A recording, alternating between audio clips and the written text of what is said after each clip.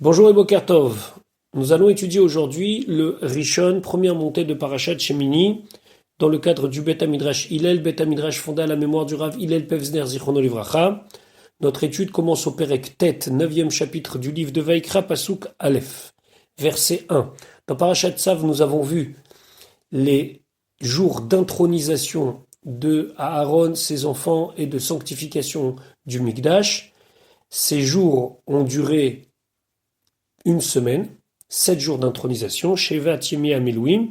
Maintenant, nous sommes le 8e jour, et donc là, ce n'est plus un entraînement entre guillemets, mais on passe dans la réalité des choses. Pasuk Aleph, Vayehi, Bayom Hashemini se fit le 8e jour. Nous sommes Rosh Chodesh Nissan 2449, environ un an après la sortie d'Égypte, 15 jours avant le premier anniversaire de la sortie d'Égypte. Pendant 7 jours, c'est Moshe Rabbeinu qui a servi de grand prêtre, c'est Moshe Rabbeinu qui a monté et démonté le Mishkan tous les jours. Et là, Kara Moshe, il appelle Aaron Uvanav, Aaron et à ses enfants, qui ont déjà été habitués à tout le seder de la Avoda, Ulzikne Israël, et à tous les anciens, à tous les sages d'Israël. D'après le Targum Yonatan ben Uziel, ce sont les membres du Sanhedrin. Rachid nous expliquait, Vayi Bayom Hashemini, ce fut le 8e jour. 8e jour par rapport à quoi? Shemini la Milouim, le 8e jour par rapport au jour d'intronisation.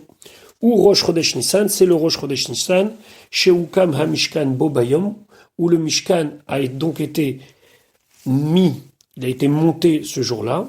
Les autres jours, il était monté puis démonté. Là, il est monté et il le restera jusqu'au départ des Bnei Israël d'une étape à l'autre dans le désert. Venatal, et il a pris Eser Atarot, il a pris 10 couronnes.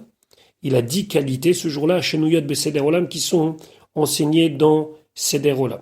Donc, il y a dans le Seder Olam 10 événements qui se sont passés, ou 10 choses qui ont été données le jour de Rosh Chodesh Nissan. Et parmi ces 10 choses, il y a que la Shrina va résider dans le peuple juif par le Mishkan, et que les Kohanim, avec tous les détails qu'ils peuvent avoir, ont été intronisés. Donc, c'est un jour particulier, ce Rosh Chodesh Nissan. Ou le Zikne Israël, quel est le rôle des Zikne Israël ici? Les Hashmi'an, c'est pour leur faire entendre, Shalpi Adibour, c'est selon l'ordre de Dieu, Aaron Nichnas, que c'est Aaron qui rentre, ou Meshamesh Bekeon Agdola, et qui va servir dans la Keon Agdola. Velo Yomru, et qu'ils disent pas, mais Elav Nichnas, il est rentré de lui-même, c'est quelque chose qui se sont fait en famille, donc il fallait absolument que les Zikne Israël soient là pour attester de la véracité de la demande de Dieu. Pasuk Bet Vayomer, et là Aaron, il a dit Aaron Kach Lecha, prends pour toi. Quand on dit prends pour toi ici, ça veut dire de ta propre propriété. C'était Aaron qui devait payer ce korban. Aegel Ben Bakar, un veau. Dans sa deuxième année, il est Ben Bakar, il est dans sa deuxième année, les Khatat comme korban Khatat, pour bien montrer qu'il a été pardonné du Aegel Azav, du veau d'or. Alors maintenant, il amène un Hegel, il amène un veau en l'honneur d'Akadosh Baruch Hu comme Khatat, Ve'a'il Leola, et un bélier comme Korbanola. Et le bélier nous rappelle, selon Targum Yonatan ben Uziel, Akedat Yitzhak, le bélier du sacrifice d'Yitzhak, Temimim, qui sont sans défaut, Ve'akrev Lifne Hashem, et approche-les devant Dieu. Rashikach Lecha Hegel, Léodia, c'est pour te faire savoir, chez Mechaper Lo Akadosh Baruch Hu, que Akadosh Baruch Hu l'a expié, lui a pardonné, Aliédé à Egelzé par ce veau, Almaese à Egel Sheasa, sur le fait qu'il avait participé, entre guillemets, au Egel Azav, Pasuk Gimel, Ve'el Bene Israël, au Bene Israël, Tedaber les morts, tu parleras en disant. Ici, le Orach Chaim fait souligner qu'il faut absolument montrer au Bene Israël la grandeur de Aaron. C'est la raison pour laquelle c'est Aaron qui va s'adresser à eux. Ve'el ben Israël tedaber les morts, c'est Aaron. Cette fois-ci, c'est le même leader qu'au Hegel, mais c'est un leader positif, un leader qui va rapprocher les Bnei Israël d'Hachem. Donc, c'est Aaron qui doit parler aux Bnei Israël en disant, Kirou, prenez Seirizim, un bouc qui est âgé de 1 an, les Khatat comme Korban Khatat, Ve'egel et un veau, Vacheves et un mouton Bene Shana, qui sont dans leur première année, Temimim, sans défaut, les Ola comme Korban Ola. Pasuk Dalet, Veshor un bœuf vaïl et un bélier l'ishlamim comme korban shlamim, shlamim qui va être partagé, l'isboach lifnei Hashem pour le sacrifier devant Dieu, ou mincha, et une oblation de farine, belulav hashemen, qui est mélangée dans l'huile, qui hayom, car aujourd'hui Hashem nira alechem, Hashem va se montrer à vous, c'est-à-dire qui va maintenant résider parmi vous. Rashi, qui hayom Hashem nira alechem, les ashrot, il va faire descendre Shechinato sa Shrina, sa présence Bema Seyedechem dans les actions de vos mains. Velachen, l'écart, c'est pour cela Korbanot Halal ou ces sacrifices Ba'in Chova les Yomze viennent en obligation pour ce jour-là. Donc on sait que dans le comportement d'Aaron, il y avait beaucoup de pudeur. Moshe Rabbeinu a dû le convaincre, beaucoup de honte aussi. Il se sentait un petit peu fautif de ce qui s'était passé au Hegel. Donc, Aaron devait amener ses sacrifices et les Bnei Israël d'autres sacrifices. Maintenant, on peut remarquer que chez Aaron, il y avait seulement un veau et un haïl. Un veau comme khatat et un haïl et un bélier comme ola. Alors que chez les Bnei Israël, la liste est beaucoup plus importante. Alors, le Kli Yakar explique que Aaron, il a amené un Hegel comme korban ola parce que le korban ola, il vient expier sur les fautes qui sont de l'ordre de la pensée.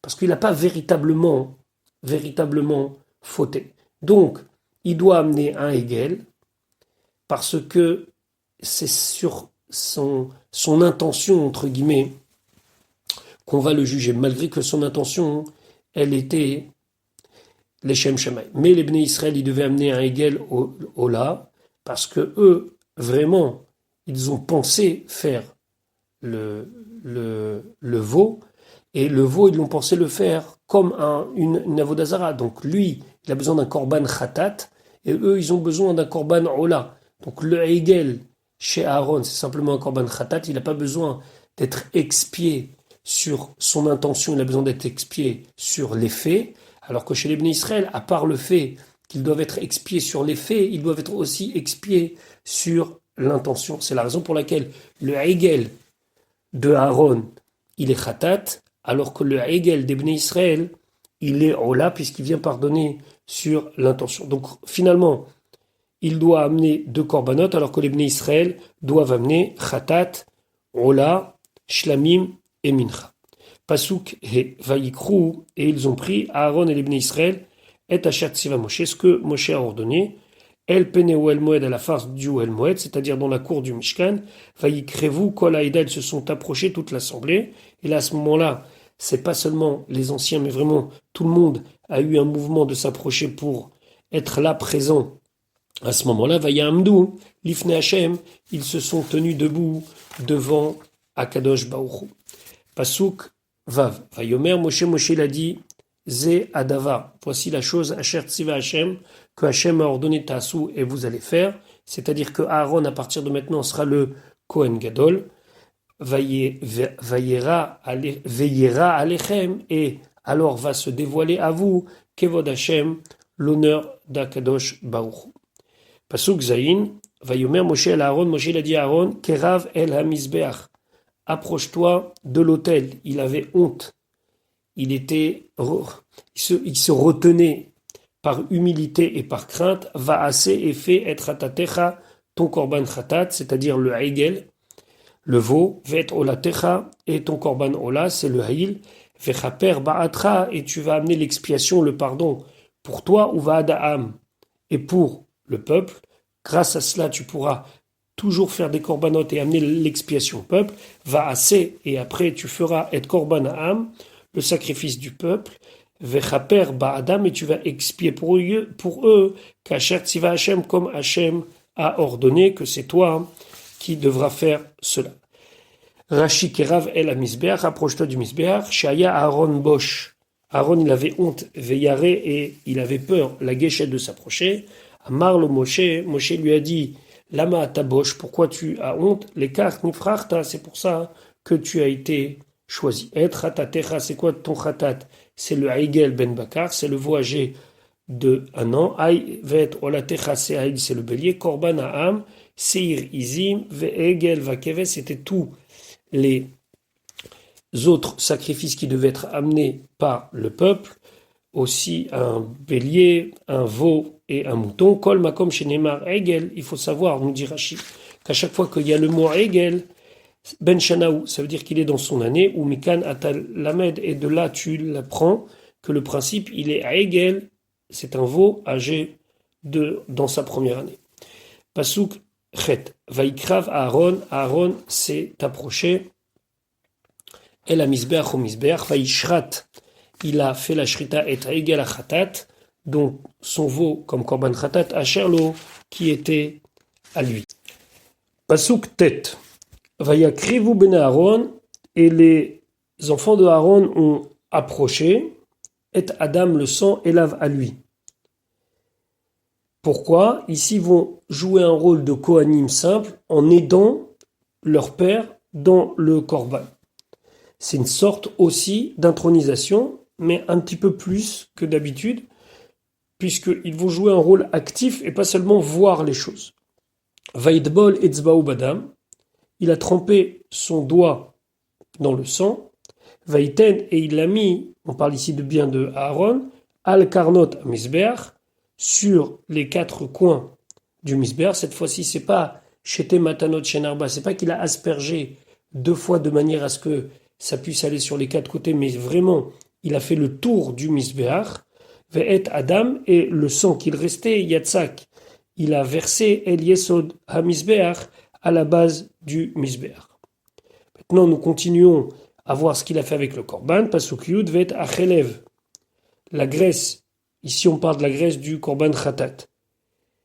Ve'et hakelayot, et les rognons. Ve'et hayoteret min hakaved, et la membrane qui était au-dessus du foie, avec un petit peu du foie, min hachatat, du korban chatat.